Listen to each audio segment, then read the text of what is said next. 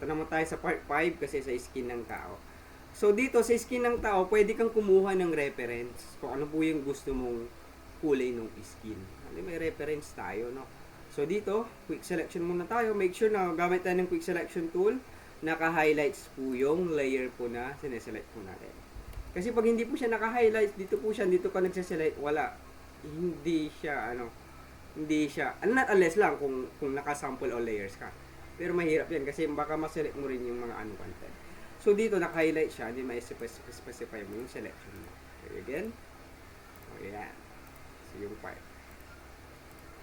Sir, okay lang ba ng sumobra? Yes, pwede naman yan. Walang problema dyan kung sumobra. And then next, solid color tayo again. Solid color.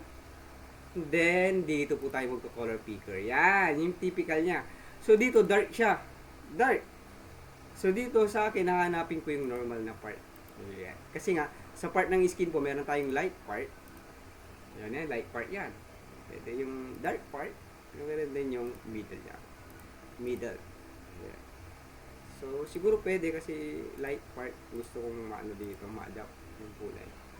Ayan, and then pwede kong ilagay siya sa taas. Yan, skin. Pwede yung lagyan ng name to, no? Skin pala, kalimutan kong sabihin ito. Pwede mo lagyan. And then dito pwede mong palitan.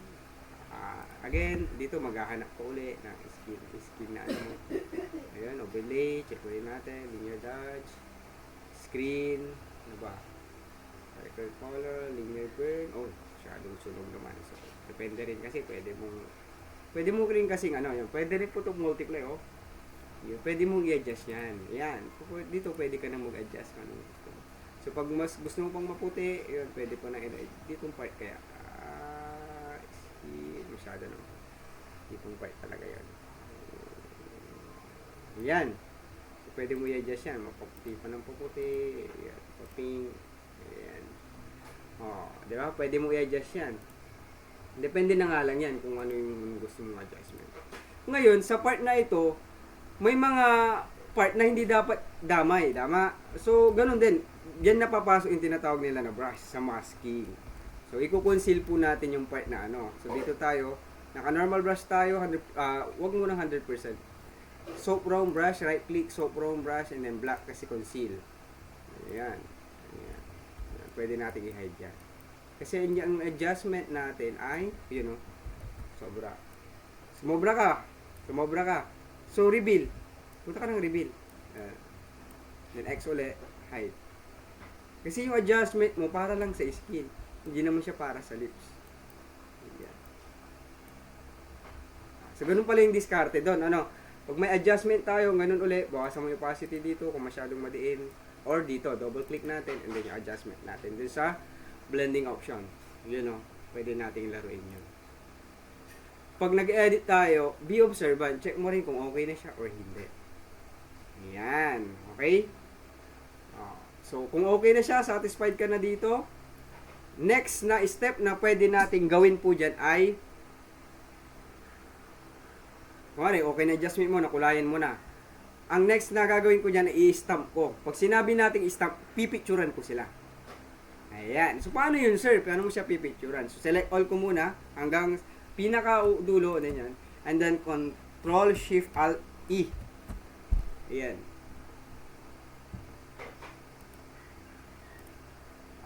Sa selection, Control, Shift, Alt, E. Ayan. Patong ko muna doon. Highlight sa pinaka-ibaba. Control, Alt, E. Wow. Parang ayaw niya ngayon ito, ah. Ayaw niya yung shortcut kick ko.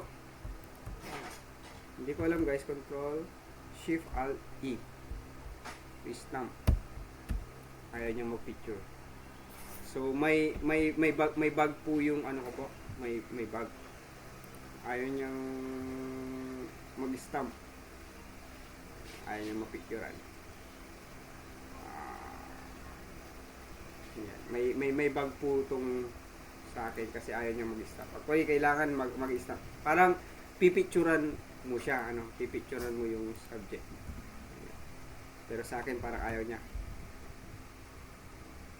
Yun o. Meron na. Ulitin ko ulit, Control, Shift, Alt, E. Ayan.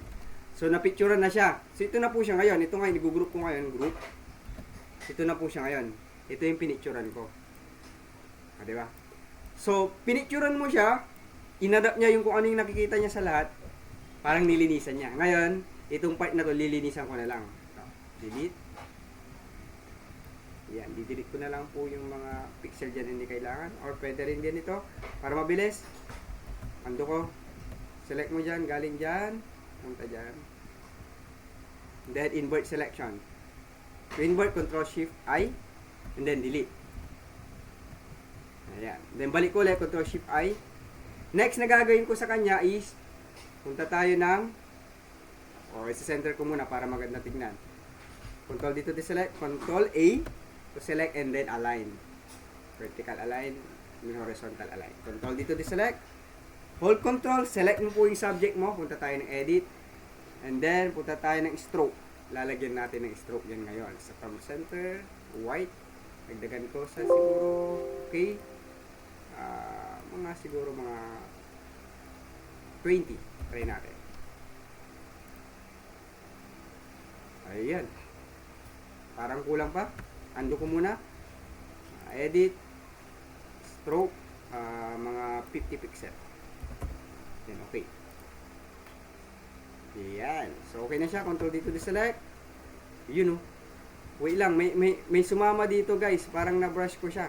Hindi ko alam kung paano to nangyari. Ayan. Check nyo lang guys kasi may sumama dito no. So ayaw ko nang balikan. Basta hindi ko lang alam kung paano ko to ginawa kanina. Nag-brush ako. So, check lang natin sa original. Ito yung original image ko eh. Yan o. Ayan. Ito yung original ko. Ito na yung in-stop ko ngayon. Hindi ko alam. Na-brush ko siya dito. Pero, take a look lang, no? Baka ingat-ingat lang. Baka mangyari rin sa inyo. Na-brush ko siya kanina o na-erase ko yung pixel. So, yun. So, ulitin ko na lang para at least, makita nyo. Control Alt E. Yan. Na-picturean ko na. And then, delete uli yung pixels. Yan. Nagtatagal uli.